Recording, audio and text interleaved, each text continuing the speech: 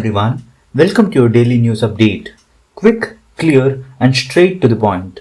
We have got top stories from 7th of August lined up just for you. So grab your chai, settle in, and let's get started. Global news. Bank of England (BOE) cut interest rates by 0.25% points to 4%, the lowest since March 2023. The split vote highlighted internal debate. Inflation expected to hit 4% in September. Wall Street rose despite global uncertainty as markets absorbed aggressive new US tariffs hitting multiple sectors. Trump unveiled steep tariffs up to 100% on imported chips, including a 50% tariff on Indian goods, fanning fears of escalating trade wars. Apple pledged an extra $100 billion for US manufacturing to avoid tariffs, signaling a shift in corporate strategy. US-Russia diplomacy saw a 3-hour envoy meeting in Moscow, with Trump promising peace efforts or new sanctions.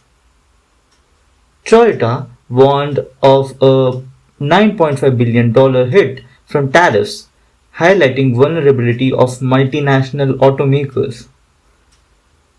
Russia's President Vladimir Putin will visit India at year-end, reaffirming deepening bilateral ties. The European Union (EU) pushed targeted sanctions on Russia, including oil price caps, seen as more effective than US tariff strategies. Norway harshly criticized new US tariffs 15%, which is been implemented on its exports, and the fallout also dragged India into a 50% toll zone. Deliveroo posted a first half loss despite a stronger profit outlook. Serco shares soared on defense revenues. Airbnb and WPP declined owing to weak forecasts. Peloton's stock jumped 23% pre-market after beating revenue expectations and unveiling job cuts. Though not listed in news feeds, global markets felt pressure across defense and semiconductors, impacting sports-related sponsorships like for marathon events. National news from India. Vice President Jagdeep Dhankar's resignation triggered urgent NDA talks led by PM Modi and JP Nadda to choose a successor candidate. PM Narendra Modi plans diplomatic outreach, talks with Brazil's Lula, and meeting with China's Xi at SCO, Shanghai Cooperation Organization, amid US tariffs.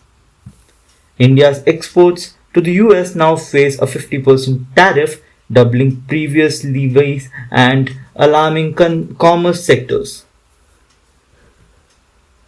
A prior 25% tariff on Indian goods, part of US retaliation, remains, though considered less impactful on Russian oil trade. India's National Security Advisor Ajit Doval clarified that Putin's India visit is postponed to year-end, not August. India observed National Handloom Day on 7th August, celebrating textile heritage. Raksha Bandhan to occur on August 9th due to astrological timing. 2025 alignment is rare and mirrors 1930, making it extremely auspicious. Rahul Gandhi accused the Election Commission of systematic voter list fraud in collusion with BJP in multiple elections. Concerns over US techno-nationalism impacting Indian IT BPO jobs and H-1B visa routes. R&D investment gaps outlined.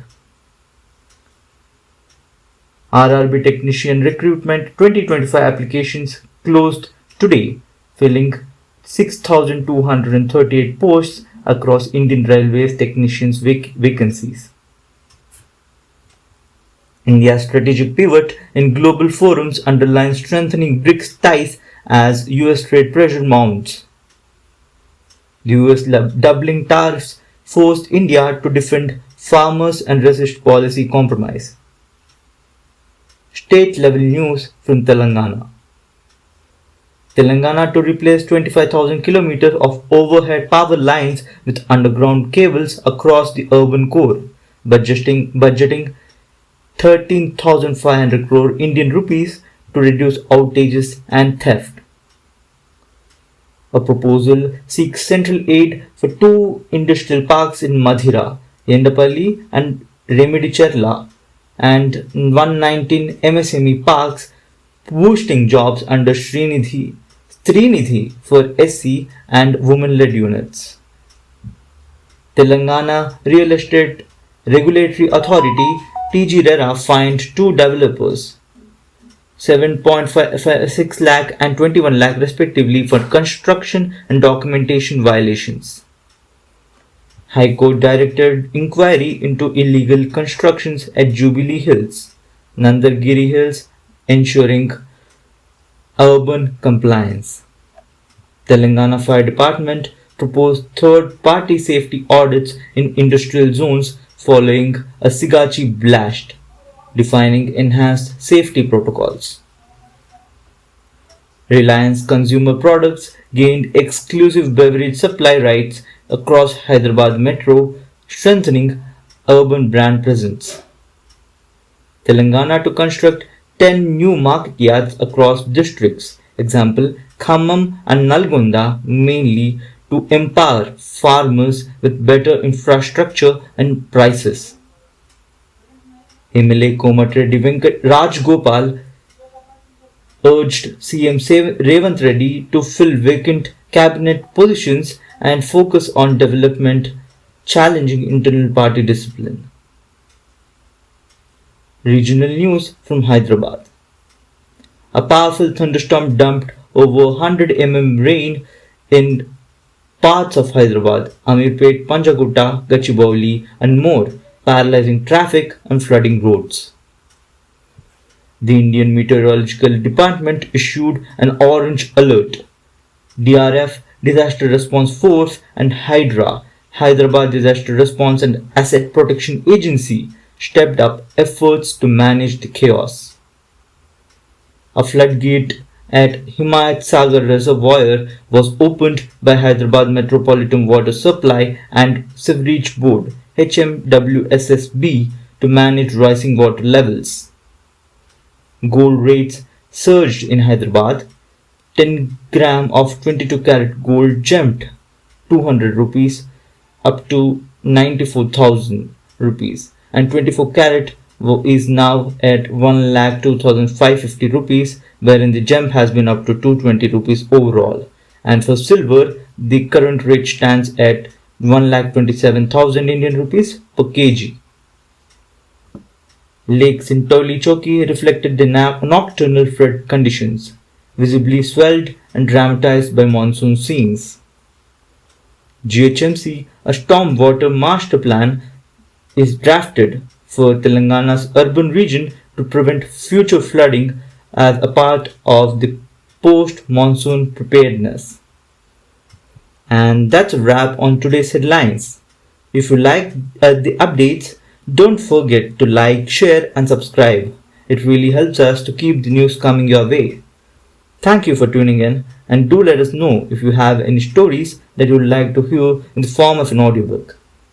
See you tomorrow with more stories that matter. Take care.